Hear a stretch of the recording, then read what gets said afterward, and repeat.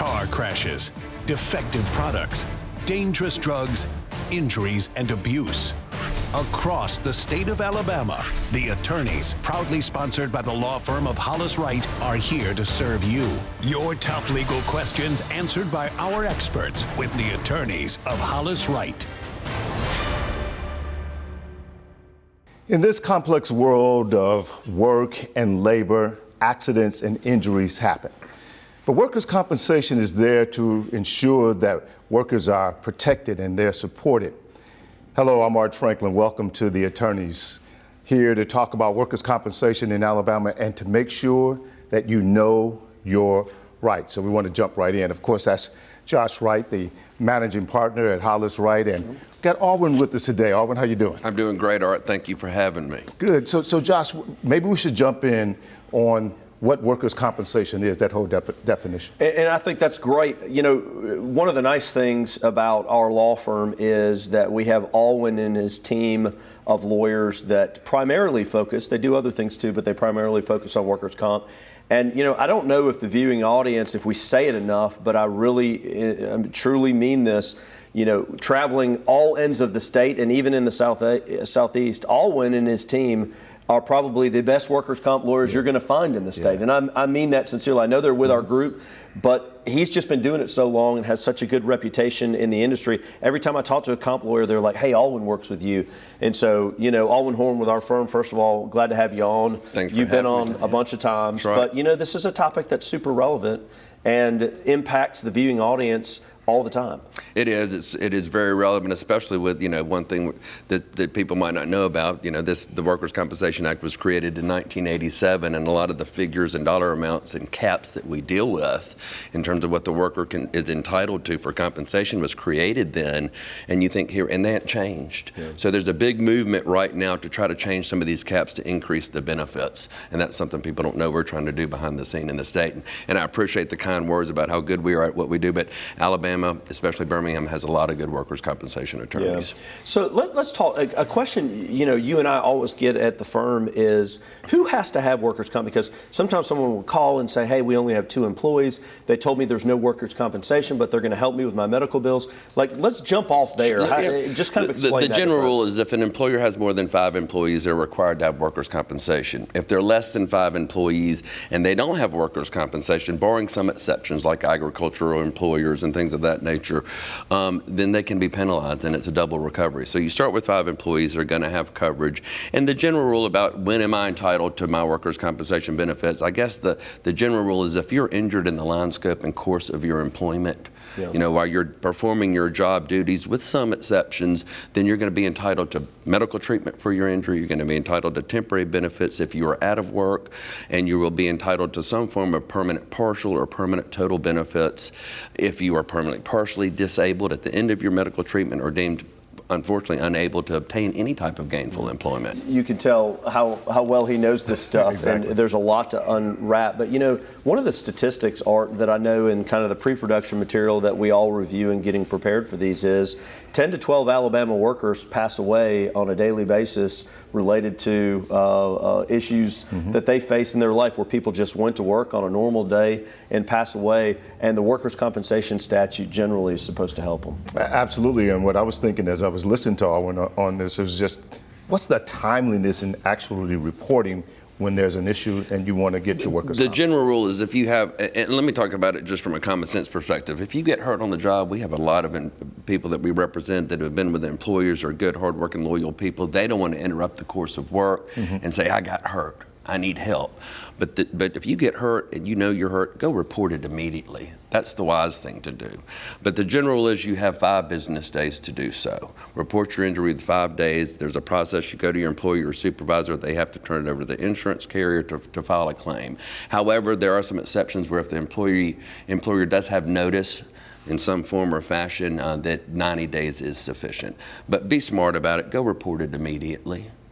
Talk a little bit about kind of what types of things are in the scope of your work versus those that aren't, because I know that there are repetitive injuries that we address. I know that there are occupational hazards that people have, environmental hazards, and then sometimes operating on the way to and from work that may not apply. So kind of explain and unwrap that issue. That's a great question. You know, the rule, basically, just as you stated, Josh, if you were performing, let's say, for example, you have somebody that drives a dump truck and they're taking a load and they have an accident, or they're unloading, climbing in and out of the truck, or, you know, you have an 18-wheeler truck driver that's throwing a tarp over, tightening down with a winch, and they hurt themselves. Anything they're doing to fulfill their job activities is a covered injury. Mm-hmm. Also, you can have people that have been working around chemicals for a long time, or people that suffer hearing loss because they work in a noisy environment for a long time, or people that are around, you know, in the coal mines and inhale dust, and those are called occupational diseases. Mm-hmm. That's a different, like, that's not an acute traumatic event, it happens over time. And speaking of that, you also have people that work on conveyor lines, and they're doing repetitive work. They're dealing with thousands of parts daily, whether it's punch presses or flipping metal, or a lot of people in the car industry on these lines, and repetitive nature, cumulative stress injuries are also covered. Yeah, and you can see this is not something that someone needs to go alone, right? They need a lawyer on their side to be able to walk through and kind of have someone lead, guide, and direct them through the process, for sure. And that's where Alwyn and his group help in. And you're right, Josh, when I think about so many viewers at home and they're watching us and talking about workers' compensation, and so many people get afraid when they get injured on the job. And things don't always go so smoothly when they file for workers' compensation. What kind of recourse do they have when that happens? Well, you know, first of all, it's, I guess the simplest way to say it is there is a specific statute in the Act called retaliatory discharge that is against the law for an employer to retaliate for somebody for seeking workers' compensation benefits. It's a tough burden of proof. You have to prove that the individual or that the employer, that was the sole reason for the termination. But that's another good reason of, you know, people are scared to go report this. They just understand this, that it's not necessarily against the employer, although they have to be named in the claim, and it's really against their insurance company. These employers, they have insurance companies that have lawyers that are looking to protect their interest, and that's another reason why you should go get a lawyer to protect your interest. We've talked about very few topics within the Workers' Compensation Act today, and it can get complicated. You know, I've been doing this for 30 years, and the one thing I can say is if you think you have a significant injury or any type of injury, who knows how it may turn out, you need to get a lawyer immediately, because the employer's insurance company has lawyers, insurance adjusters that are well versed in the laws, and their job is to save money. They're in the business of making money through the premiums that are paid to them, and they don't want to pay it out. Yeah, tell me, what do you see trend-wise? Like, I know that we've staffed up in your department in order to accommodate the number of cases. What do you see? Do you see more events today than you did 30 years ago when you started this? I'm just wondering from your perspective. Sure, I mean, I think wisdom. The population is increasing, absolutely. We have a huge labor workforce in the state of Alabama. That's why there's such a need right now to change and improve the benefits under the Act, because there's so many people that we rely on the products they make and the services they deliver us. But we are getting multiple calls every single day and having to handle many cases or vent them out to try to help injured workers. I know we're getting ready to go to break. Art, when we get back, though, I want to talk about and kind of focus in on the medical care side of this and how Alwyn and his team walk you through making sure that you have a physician to evaluate your injury. And if you don't like that physician, what options you have to go to other doctors. So we'll talk about that and unwrap that a little bit when we come back. Yeah, let's do that. And I know Alwyn talked about the other teams having attorneys, but they don't have an Alwyn. That's right. They don't That's have fair. an Alwyn out there. 30 years experience. Now you know why we have them on our group. Absolutely. So we're going to get more with Alwyn when we come back. But I wanted to let you know that you can also reach an attorney at Hollis Wright right now. All you have to do is call 1-844-LAW-TALK. That's 1-844-529-8255. And you'll reach an attorney there. And it's a free, confidential call. No one has to know. It's between you and the lawyer that you talk to. So make sure you know your rights. That's what we're talking about. The Attorneys continues right after this.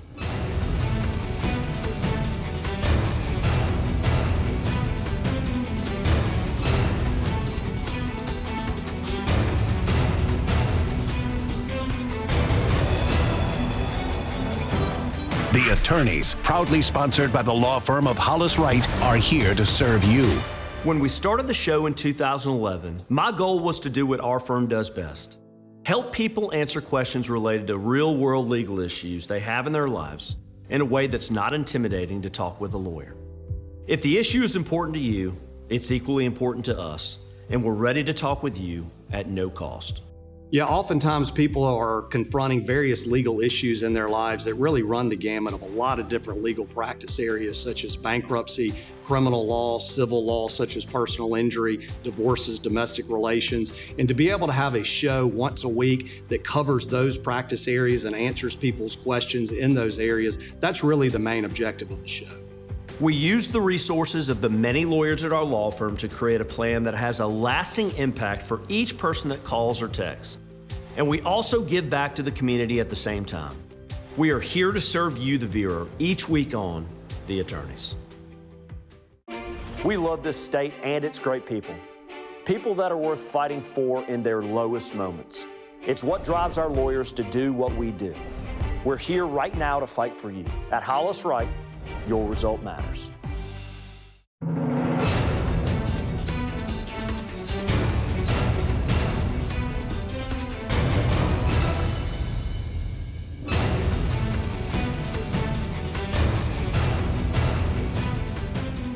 And welcome back to The Attorneys. We want to remind you as we come back to go ahead and scan that QR code on your television screen right now. You can reach an attorney, you can ask her questions, and also get to all the social media pages of Hollis Wright. We're talking workers' compensation, know your rights. The king of understanding that is with us, Alwyn is with us as we continue on. And Josh, as we headed to break, you wanted to delve into the medical side of workers' compensation. Yeah, and I think that can be complicated. A lot of people go through this process. They say, look, I've followed the rules. I reported my injury. I'm kind of uncomfortable. I need a lawyer to walk me through this process. Maybe even a case manager's been assigned, but I don't really understand how the medical side works. And I think Alwyn can kind of explain that to us in a way that's super easy for people to understand, that there is a process, but you need a lawyer really to walk through that process. Go ahead. And let me start with this about the medical treatment. You talked about, again, brought up reporting the injury. This is why it's so important to report your injury immediately. Let me just give you an example. If you think you're hurt and yet you just want to tough it out, or you don't want to cause your employer any problems, and you wait a month, 2 months, 3 months, and then you go to the doctor and your medical records read a specific history, the insurance company may fight you in terms of whether or not that was actually job-related. Report it immediately. Get medical treatment immediately. But back more to your point, the Workers' Compensation Act is specifically written to benefit the employee. That's what it says. It's supposed to benefit the employee over the employer. One way in which it does that is if you're injured on the job, whether it's your fault, someone else's fault, nobody's fault, it's just a mere accident. When you hurt yourself, the employer has to pay for your medical treatment. Mm-hmm. Them or their insurance company. Now, one downside of that is that the employer gets to choose the medical provider. They get to select the physicians for the injured employee. A lot of times these insurance companies are in the business of doing this. They have a network of doctors. There's a protocol they follow, which can cause delay, or the employee may not be happy with the physician because they feel like the physician may be in line with the employer, with the employer or insurance company based on the business relationship. A lot of times these employers or the insurance company will hire case nurses to go monitor the treatment, meaning a stranger gets to come in, communicate with your treating physician to determine what your best course of action is, and they're all paid for by the insurance company. Now, you would think there'd be a conflict there, because you don't want somebody else as the injured employee telling you what your treatment should be, especially if they're not a doctor. Yeah. So, but the way you get around that, Josh, is there are some exceptions to the rule of the employer providing or choosing the medical treatment. Is you do have an option if you're dissatisfied with their authorized treating physician to a one-time panel of 4. And here again, the insurance company does get to select the 4 doctors that would be put on a list for you to choose another doctor due to the dissatisfaction of the original treating physician. What happens if you have multiple types of injuries in different areas of your body? Can you do that for all areas? That's a great question, and the answer is yes. I mean, you think about it. If you have a spine injury, you need a spine surgery. You have somebody did surgery on your spine, and then you have a broken foot or an eye injury. The spine surgeon isn't qualified to treat the eye, so you are entitled to different panels for different injury or body parts. Mm-hmm. this is another shining example of why you want someone to be able to call and say, hey, you're my lawyer, explain this process to me, I'm uncomfortable with what's going on here. You've got to have someone on your team. Nothing more important than having that legal representation, and especially if you fear that the employer may fire you if you file for workers' compensation, or lay you off because of it. And a lot of people feel that way. That's true. And there is a specific section within the Alabama Workers' Compensation Act that protects against that. It is technically illegal. It's against the law, and you can seek compensation if you can establish that you were retaliated against for seeking workers' compensation benefits if you were fired. We do handle these cases, we get involved in them, and a lot of times you can see, of course, when just like an auto insurance claim, if you make a claim on your homeowners, your auto insurance, your premiums may go up. Well, employers don't like that. They don't want their insurance premiums to go up on their workers' comp claims. So, as opposed to just reporting an injury to their insurance company, they may fire the employee and try to sweep it under the rug. Well, a lot of times when we file these retaliatory discharge claims for being fired for making your claim saying I was hurt on the job, we find out in the litigation or discovery process that there's a pattern of doing this. Mm-hmm. And they think they're saving money, but there is a statute that specifically preserves or protects somebody's right to keep their employment. Hey, and talk to the person watching on the couch right now that's like, look, I was just involved in a work-related accident. This is a great show for me. I'm glad I watched tonight.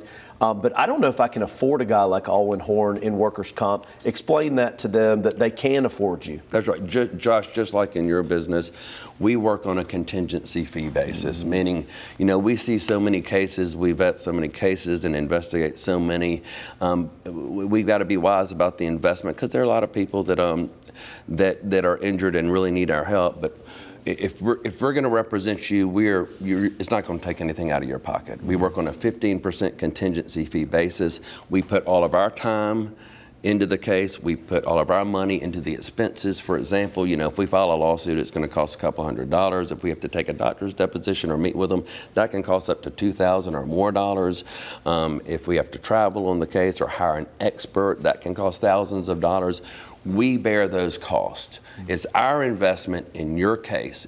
If we have faith in you in your case, we're going to invest in your case, and then we get that only if we recover for you. Yeah. If you have a successful recovery, if you get paid on your case because of our work and we establish and prove the case for you, that's how we get paid. Nothing will ever come out of your pocket. And I tell a lot of my clients, it's like I don't bet on football on the weekends because I'm betting on your case. I'm going to use that. Wait, that's good. I know. That's really good. This is why we like this guy. That's our superstar. No, but on a serious note, he's assembled an entire team. We're talking about lawyers on the team and paralegals on the team and case intake people, assistants that help. And so, when you go to Alwyn, you have an entire team at your disposal that assists you. And for example, if Alwyn is out on a case, there are other people at the firm that know your file, know your case, that you can call and get information about. And that's what you want. You want a full service firm that allows you to do that. And that's what Alwyn and his team are able to do at the firm. Which is why we're doing this show on workers' compensation, know your rights, and having Alwyn here to talk about that. Something else, and maybe we can't get into this right now because it's going to require a little bit more time. When you think of workers' compensation, there are various types of workers' compensation that you can file, right?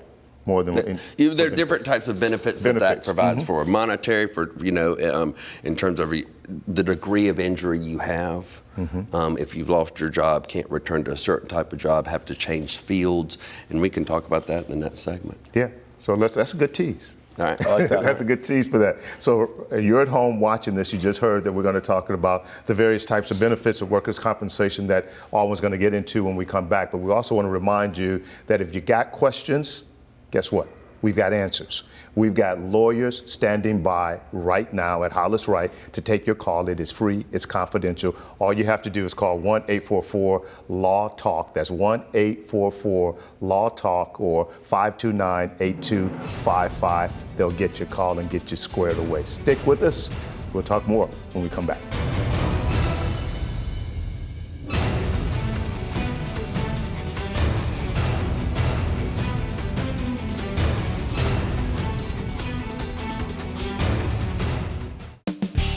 Thank you for watching The Attorneys each Sunday night, where we come to your living room to provide free legal advice in a confidential, off-air setting. Unfortunately, with the number of calls, texts, and emails that come in during the show, we can't always get to everything. But know this, Hollis Wright is open all week long. You call us at 844-LAW-TALK and we're going to answer your question for free. Thank you for watching The Attorneys, and we look forward to seeing you and talking to you soon. Did you know when you have to take a case all the way to trial, there is almost always insurance involved? Don't take on large insurance companies on your own. Our attorneys are standing by right now to give you a free consultation. At Hollis Wright, your result matters.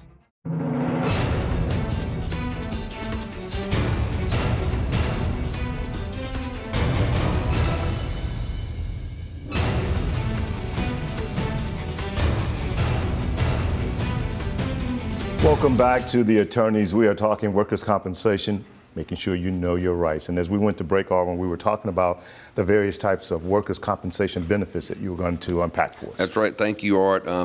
You have various stages of your injury. You're hurt immediately. You might come out of work and have to heal. You might have to have surgery and have to heal. But at some point, the doctor is going to release you and say, there's nothing more I can do for you. You're at maximum medical improvement. And then you're healed and you may have some permanent degree of disability. And the reason I set it up that way is because there are different benefits that you're entitled to for different stages of recovery and finality, I should say. First of all, when you're injured on the job and you have to come out of work, you're entitled to what's referred to as temporary total disability benefits. These benefits should represent 2/3 of what your average weekly wage. Unfortunately, in the state of Alabama, those are capped. The cap changes slightly every year, but unfortunately I represent a lot of people that are high wage earners, especially like truck drivers, construction workers, union millwrights, and these guys are making $2,000, $3,000 a week, and they're capped at $923 a week for their benefits. But that's the temporary benefit. So you're entitled to that benefit while you're at home healing from your injury, but your authorized treating physician has to take you out of work. A lot of times these doctors will, working with the case nurses and insurance companies, will put you on light duty and send you back to work on light duty, one-armed work, sitting in a chair doing nothing, picking up cigarettes out in the parking lot. You'd be amazed at what the employers will do to save that, paying that temporary total disability check.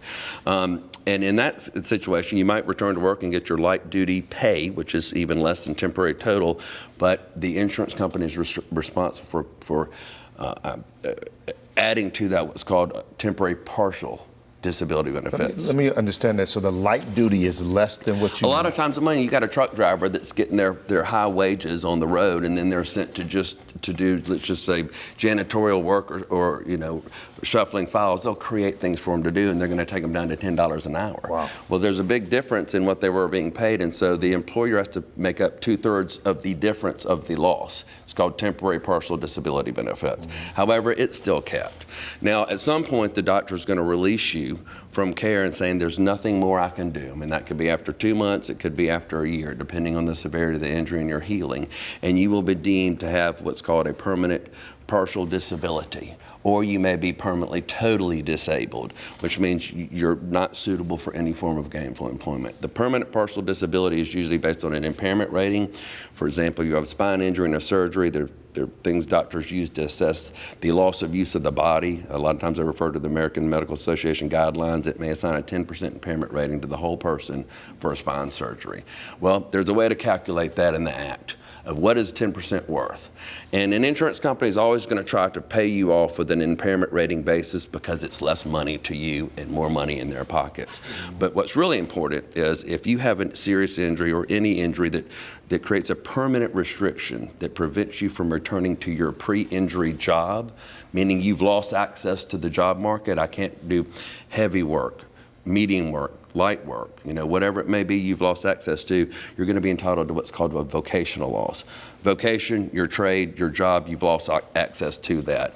And there are guidelines that are followed in the Department of Industrial Relations. You have different levels of work based on how strenuous or physical the activity is. You have very heavy, medium, light, sedentary. Somebody that's had 3 back surgeries that used to be a truck driver might be classified as heavy, might be now doing a sedentary job. And if that's the case, you're going to have a vocational loss.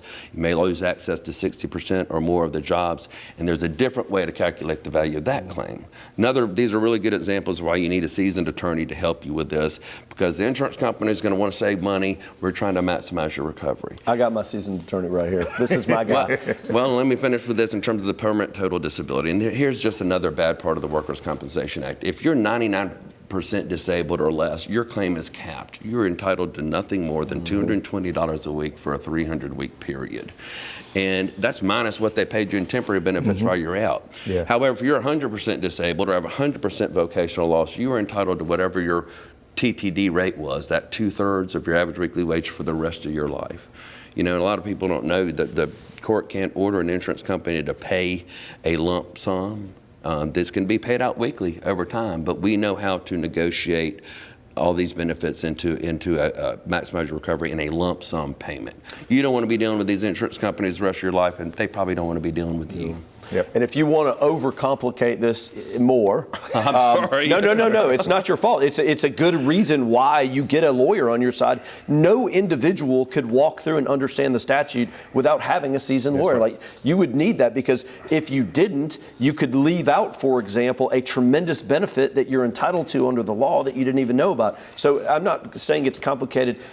From your perspective, I'm just saying that it is a complicated system. You need help. But to overcomplicate it at all, That's right. There are circumstances where, and this is where you and I work with one another on cases, there are claims where a third party may have contributed to your injury, or even a co-employee may have engaged in wanton conduct that caused your event, and ultimately you could recover under that too. That's right, Josh, and that's a great example. You and I have worked on several cases together where people, let's just be simple, have lost their hand in a construction accident, whether it's the responsibility of a third party non-related to the employer or a responsibility of a co-employee who removed a safety guard. Yeah. And what people need to know is you have a third party against those entities and their insurance companies separate from the Workers' Compensation Act.